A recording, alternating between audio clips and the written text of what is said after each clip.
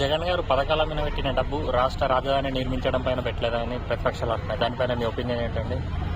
Development లేకుండానే అంత ఉందా? అయితే అంత పెట్టకముందానే అన్ని పోర్ట్స్ వచ్చాయా, అన్ని స్కూల్స్ రెడీ అయ్యాయా, ఇంకా చాలా డెవలప్మెంట్స్ అయితే పథకాల కోసం చాలా అప్పులు తెస్తున్నాడు, దాన్ని రికవరీ చేయడానికి కావాల్సిన రాజధాని నిర్మాణం అనేది లేదు అని అంటారు.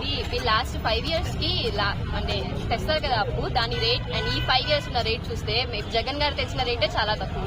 సో వైఎస్ఆర్సీపీ ఇచ్చిన ఇప్పుడు ఏవైతే కొత్త పథకాలు ఉన్నాయో, ఇప్పుడు ఇంటింటికి డాక్టర్ తీసుకొస్తామన్నారు, వాలంటీర్ వ్యవస్థ లాగానే ఒక ఊరికి ఒక గ్రామానికి ఒక డాక్టర్ ఇస్తామన్నారు. సో అదే మాదిరిగా నిజంగానే చేయబోతున్నారా అనుకుంటున్నారా మీరు?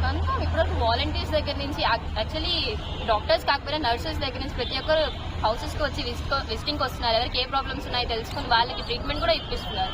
ఇంకా రాబోయే రోజుల్లో డాక్టర్స్ రావడంలో షాక్ ఏం లేదు కదా. సంపూర్ణ మద్యపానం నిషేధం చేస్తామన్నారు, నిజంగా చేయలేదు. కానీ సంపూర్ణ మద్యం తాగి చాలా మంది చనిపోతున్నారు, స్పిరిట్ ఎక్కువ అంటున్నారు కదా. సో ఏమైనా వస్తాం అనుకుంటున్నారు? Alcohol is very dangerous. Alcohol అది మంచిదైనా కల్తీ అయినా ఏది తాగినా అది ఎప్పటికైనా డేంజరే. సో అది ఆల్కహాల్ వల్ల కూడా వాళ్ళు చనిపోవచ్చు కదా, అది కల్తీ అనే ఎందుకు అనుకోవాలి? అంటే ఇప్పుడు ఉద్యోగ అవకాశాలు అవన్నీ ఎలా ఉన్నాయనుకుంటున్నారు జగన్ గారి పరిపాలనలో? వాలంటీర్స్ లో చాలా మందికి వచ్చింది. మేబీ చాలా మంది అంటున్నారు అదేం జాబ్ 5,000 కి అని.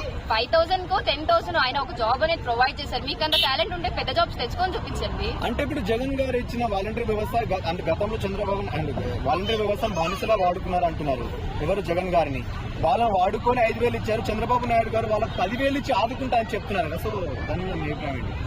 ఒకప్పుడు 5,000 కి అదే జాబ్ ని అంటే రిస్ట్రిక్షన్ చెప్పిన ఆయన ఇప్పుడు అదే జాబ్ కి 10,000 ఇస్తాను ఎలా అన్నాడు ఆయనకే తెలియాలి. బట్ యాక్చువల్లీ చాలా మంది దీని మీద అయితే చెప్పారు 5,000 కి ఏం జాబ్ అది అని.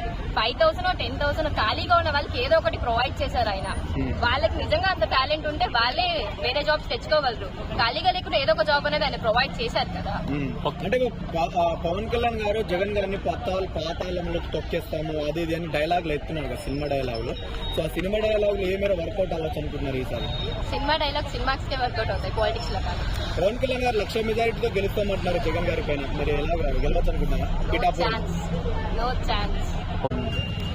ఓకే అమ్మా, ఓవరాల్ గా ఒక మాటలో నెక్స్ట్ సీఎం ఎవరు అనుకుంటున్నారు? వైఎస్ఆర్సీపీ జగన్మోహన్ రెడ్డి గారు. థ్యాంక్స్ అండి.